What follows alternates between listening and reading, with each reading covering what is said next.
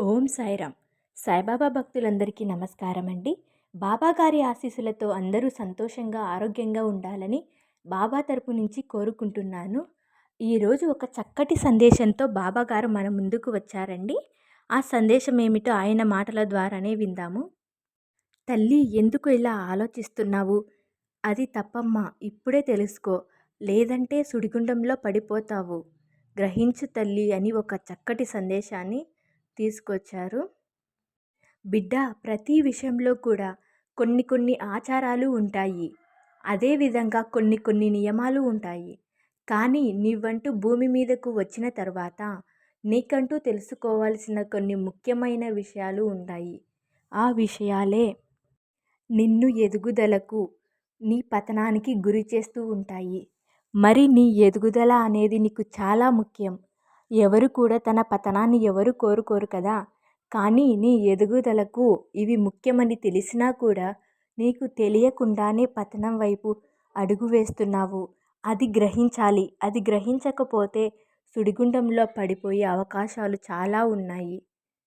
అందులో మొదటిది ఏమిటంటే బిడ్డ, మొహమాటం. ఆ మొహమాటం అనేది వినడానికి చాలా చిన్నగానే ఉంది. ఒక్కసారి మన సాక్షి మీద ఒట్టు వేసి చెప్పుకో. ఎంతమంది ఎదురుగా నీవు మొహమాట పడుతున్నావు? దేనికి మొహమాట పడుతున్నావు? నీవు మొహమాట పడితే వచ్చే నీకు లాభం ఏమిటి? నీవు మొహమాట పడేటప్పుడు నిన్ను చూసే వ్యక్తులు నిన్ను చూసి ఏమనుకుంటారు? వీటన్నిటికీ సమాధానం, నీవు మొహమాట పడుతున్న సమయంలో నిన్ను చూసిన వ్యక్తులు నీవు పిచ్చిదానివి అని చెప్పి, తెలివి తక్కువ దానివి అని చెప్పి అనుకుంటారు. దానివల్ల లాభం శూన్యం తల్లి. మొహమాటం వల్ల ఎటువంటి లాభం ఉండదు. ఇది నీకు ఒక మానసిక సమస్య అంతే తప్పితే ఇది నీకు చాలా ఎక్కువగా ఉంది. ఈ మొహమాటాన్ని కనుక నీవు తగ్గించుకుంటే ఎదుటి వారి దృష్టిలో నీ విలువ పెరుగుతుంది.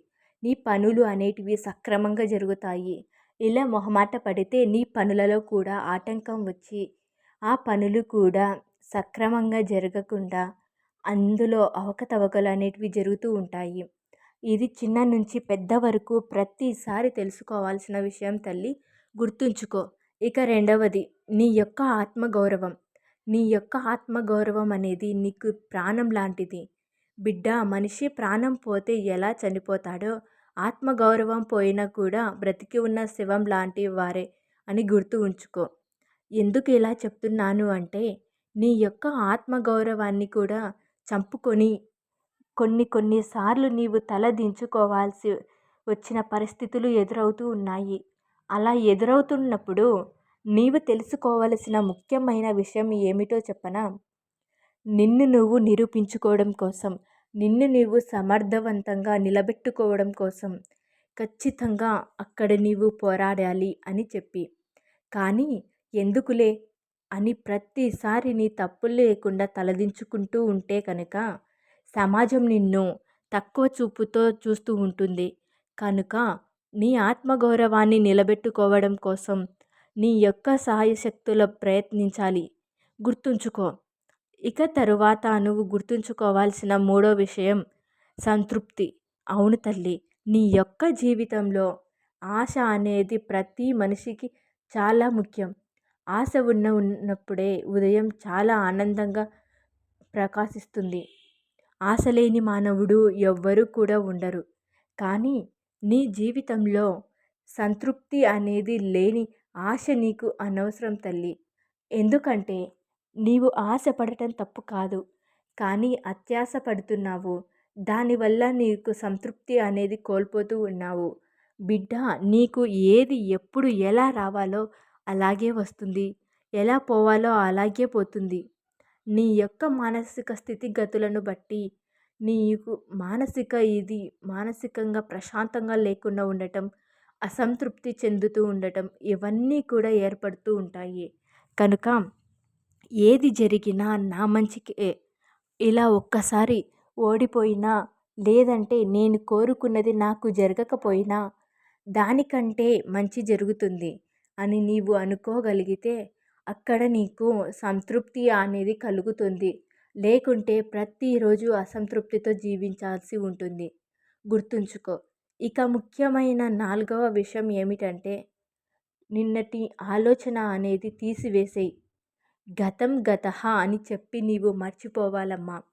అలా దాన్ని తలుచుకుంటూ, తవ్వుకుంటూ కూర్చుంటే ఈరోజు నువ్వు ఎలా ఎంజాయ్ చేస్తావు? బిడ్డా, మళ్ళీ ఈరోజు ఎందుకు ఇలా వేస్ట్ చేశానా అని చెప్పి రేపు ఆలోచించుకుంటే ఈరోజు అనుభవించాల్సిన ఆనందాన్ని రేపటి రోజు వస్తుందా? ఒక్కసారి ఆలోచించు తల్లి. కనుక ఎప్పుడు కూడా నిన్నటి గురించి ఆలోచించకు.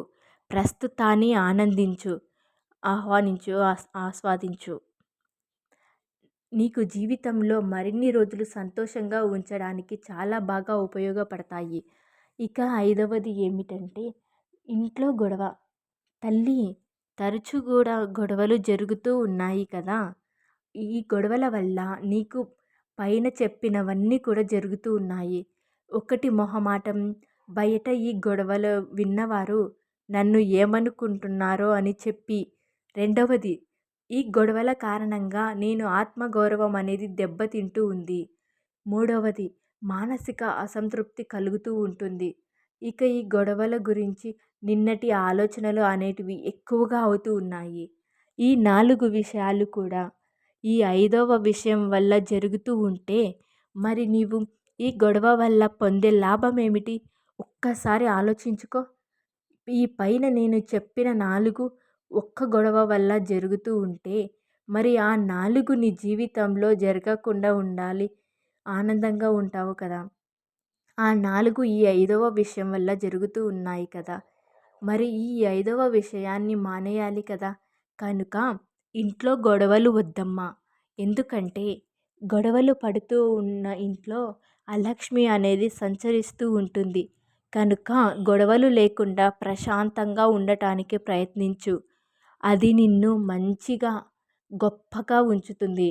నీ యొక్క ఓర్పు ఏదైతే ఉందో ఆ ఓర్పు నీ భవిష్యత్తులో చాలా చాలా సుఖపడటానికి ఉపయోగపడుతుంది. గుర్తుంచుకో. ఇక తరువాత ఆరవది ఏమిటంటే గనుక ఇది చాలా చాలా ముఖ్యం తల్లి. ఎక్కువగా వేరే వారి విషయాలలో తలదూర్చవద్దు.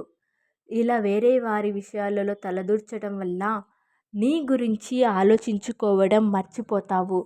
తరువాత ఈ వేరే వారి విషయాలలో నీ యొక్క ఆలోచన శక్తి ఉండడం వల్ల నీ భవిష్యత్తు అనేది ఆగిపోతూ ఉంటుంది. అంటే రేపు అనేది జరుగుతూనే ఉంటుంది.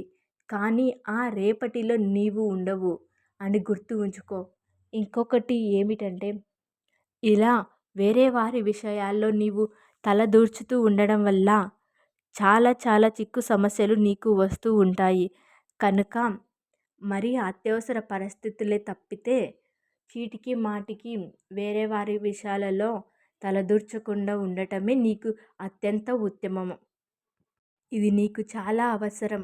నేను చెప్పిన ఈ విషయాలు అన్నీ జాగ్రత్తగా గమనించుకొని ఆచరించు. నీకు అంతా మంచే జరుగుతూ ఉంటుంది అని బాబా గారు మనకు ఒక చక్కటి సందేశాన్ని అందించారండి. ఈ సందేశం మీకు అందరికీ నచ్చిందని అనుకుంటున్నాను. ఓం సాయిరామ్. సద్గురు సాయినాథ్ మహారాజ్కి జై.